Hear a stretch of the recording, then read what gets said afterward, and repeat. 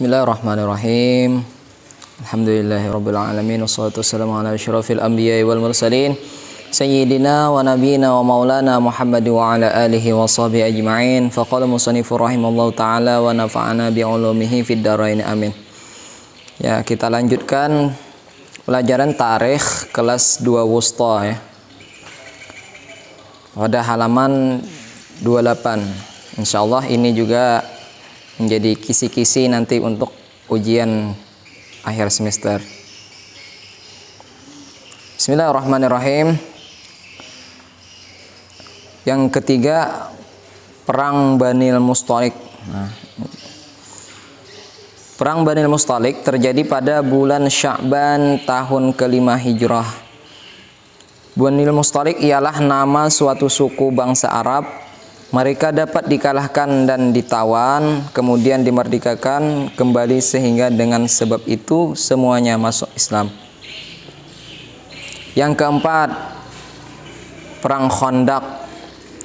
Perang Khandaq ini terjadi pada bulan Syawal tahun ke-5 Hijrah. Orang-orang musyrikin bersatu datang mengepung kota Madinah dengan 10.000 orang. Dibantu pula oleh bangsa Yahudi dan Bani Quraisyah. Musuh tiada dapat memasuki kota karena kaum muslimin terlebih dahulu telah menggali parit pertahanan di sekelilingnya. Parit itu dalam bahasa Arab dinamakan Khandaq. Nah, jadi perang Khandaq ini artinya perang parit ya. Jadi yang mana orang-orang Islam menggali parit di sekitar kota Madinah supaya orang-orang bangsa Yahudi tidak bisa masuk ke kota Madinah. Setelah kota Madinah dikepung lebih kurang sebulan lamanya. Jadi kota Madinah lama dikepung oleh orang-orang Yahudi, sebulan lamanya. Terjadilah perpecahan di antara musuh. Pada suatu malam datang pula angin ribut yang amat kuat yang sampai mengacau balaukan musuh dan menerbangkan perkemahan mereka. Dengan rasa ketakutan pada malam itu juga musuh mengundurkan diri. Nah, jadi mungkin karena Allah yang menolong membantu kaum muslimin sehingga pas waktu sebulan angin ribut datang mengacaukan perkemahan mereka. Maka mereka rasa takut, orang-orang Yahudi tadi pada malam itu juga musuh-musuh tadi mengundurkan diri. Yang kelima, Perang Quraisyah terjadi pada bulan Dzulqa'dah tahun ke-5 Hijrah. Setelah musuh mengundurkan diri pada perang Khandaq, Nabi Muhammad SAW lalu berangkat memerangi Yahudi Bani Quraisyah. Sebagaimana telah diterangkan, mereka berkhianat dan melanggar perjanjian sebab berpihak kepada musuh dalam perang Khandaq. Yahudi Bani Quraisyah ini dikalahkan juga. Yang keenam, ini ada namanya Perang Khaybar. Perang Khaybar terjadi pada bulan Muharram tahun ke-7 Hijrah. Khaybar itu adalah nama suatu negeri, tempat kediaman bangsa Yahudi. 100 mil jauhnya dari kota Madinah. Mereka turut menghasut dan menggerakkan perang Khandaq. Setelah terjadi pertempuran yang hebat, mereka dapat dikalahkan. Nah, akhirnya bangsa Yahudi kalah. Yang ketujuh, Perang Hunain. Perang Hunain ini terjadi pada bulan Syawal tahun ke-8 Hijrah. Hunain ini yaitu nama suatu lembah dekat negeri Taif. Tentara kaum muslimin yang terdiri dari lebih 12.000 orang hendak melawan bangsa Arab suku Hawazin dan Thaqif yang bermaksud datang menyerang. Karena banyaknya tentara Islam itu, ada yang telah berkata bahwa mereka tiada akan dapat dikalahkannya. Maka Tuhan mendatangkan percobaan. Ketika sampai di lembah Hunain, dengan tiba-tiba musuh menyerang. Pasukan kaum muslimin itu pecah dan banyak yang mundur. Kemudian dapat bersatu kembali dan mengalahkan musuh. Yang ke-8 yaitu ada namanya Perang Taif. Perang Taif ini terjadi pada bulan Syawal tahun ke-8 Hijrah. Musuh yang mundur daripada Hunain berkumpul di negeri Taif yang berjauhan 120 km dari Mekah. Mereka memperkuat pertahanannya di sana. Kaum muslimin mengejar mereka dan mengepung tempat pertahanan itu. Setelah lebih dari 20 hari dikepung, kelihatanlah bahwa tiada mudah mengalahkannya. Nabi Muhammad SAW pun lalu kembali meninggalkan tempat itu. Selanjutnya, bangsa Yahudi meninggalkan Madinah.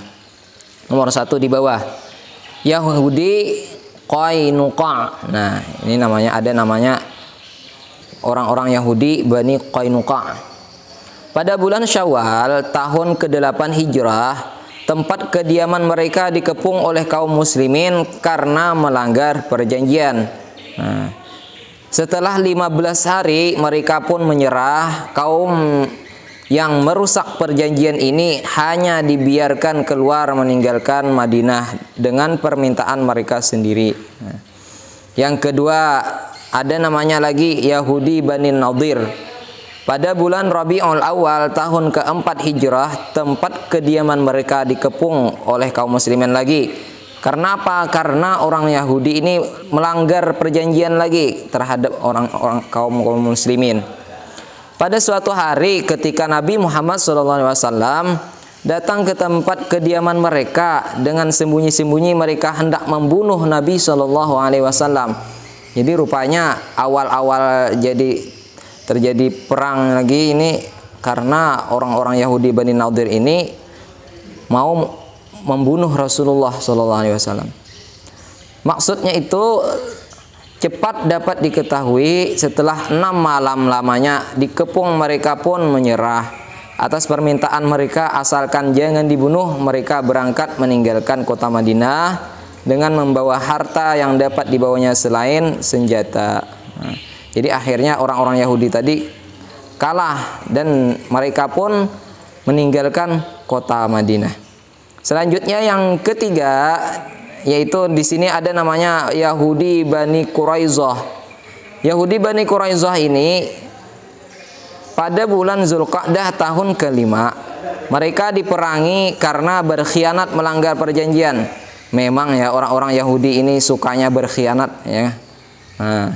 Jadi sudah tiga Bani kaum Quraizah yang ketiga ini sama. Alasannya apa? Karena mereka ini berkhianat kepada orang Islam. Setelah 25 hari lamanya dikepung, mereka pun menyerah. Lama ini 25 hari dikepung orang Yahudi tadi. Atas putusan Sa'ad bin Mu'adz dijatuhkan hukuman bunuh kepada laki-laki, ditawan kepada perempuan dan anak-anak, serta hartanya menjadi rampasan. Hukuman ini sesuai dengan hukum yang tersebut di dalam kitab suci orang Yahudi sendiri, yang biasa dilakukannya kepada musuh-musuh yang dikalahkannya. Dengan binasanya Bani Quraizah, sunyilah negeri Madinah daripada musuh-musuh Yahudi. Selanjutnya ada di sini Bai'atur Ridwan. Bai'atur Ridwan pada permulaan bulan Zulqa'dah tahun ke-6 Hijrah, Nabi Muhammad SAW berangkat menuju kota Mekah hendak mengerjakan ibadah umrah dengan lebih kurang 1.400 orang pengikut. Ketika mereka sampai di Hudaybiyah, jadi Rasulullah bersama sahabat yang 1.400 orang tadi sampai di Hudaybiyah. Kira-kira perjalanan sehari lagi daripada kota Mekah. Disampaikan kepadanya bahwa orang Mekah tiada mengizinkan dia SAW masuk. Lalu diutuslah Sayyidina Utsman bin Affan untuk menyatakan maksud kedatangan Rasulullah dan sahabat tadi. Hanya untuk mengerjakan umrah, bukan untuk berperang.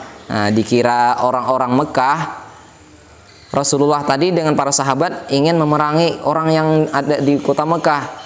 Jadi diutuslah Sayyidina Utsman bin Affan menjelaskan bahwasanya tidak untuk berperang, tapi untuk berumroh. Nah, negeri Mekah itu selamanya tempat terbuka bagi orang yang hendak mengerjakan umroh. Tetapi Sayyidina Utsman radhiyallahu an ditahan mereka. Nah, orang-orang kafir yang ada di kota Mekah ternyata Rasulullah mengutus Sayyidina Utsman, ternyata Sayyidina Utsman tadi ditahan oleh mereka. Nah, dan tersiarlah kabar bahwa dia radhiyallahu an telah dibunuh. Mendengar berita ini, Nabi SAW lalu mengikat janji setia dengan sahabat-sahabatnya akan mengambil Utsman radhiyallahu an dengan sekali-kali tiada akan mundur. Janji setia ini dinamakan Bai'atur Ridwan. Nah, jadi Bai'atur Ridwan ini adalah ketika Rasulullah berjanji dengan para sahabat-sahabatnya. Nah, artinya janji yang diridhoi. Karena Tuhan telah menyatakan keridhaannya terhadap janji itu di dalam Al-Quran surah Al-Fatah ayat ke-18. Nah, satu judul lagi, sedikit lagi. Mendengar judulnya Perdamaian Hudaibiyah. Nah, mendengar Nabi SAW telah mengikat janji setia itu, tambahlah kekhawatiran orang-orang Mekah. Nah, Sayyidina Utsman radhiyallahu an dilepaskan dan mereka lalu menandatangani perjanjian damai dengan pihak Nabi SAW. Jadi orang-orang Mekah tadi berjanji damai kepada Rasulullah, yaitu dengan menandatangani perjanjian damai. Maksudnya apa? Perjanjian damai tadi itu ialah menghentikan perang selama 10 tahun. Tiada boleh ganggu-mengganggu, dan orang-orang dibolehkan berpihak kepada Nabi SAW atau kepada musyrikin Mekah. Nah, pada tahun ini Nabi SAW diizinkan masuk Mekah, hanya dibolehkan pada tahun yang muka. Maksud muka ini ya, tahun depannya. Nah, tahun ke-7 Hijrah. Perjanjian itu dinamakan Perjanjian Hudaibiyah lah. Wallahu a'lam bishawab. Subhanakallahumma wa bihamdika asyhadu an la ilaha illa anta astaghfiruka wa atubu ilaik.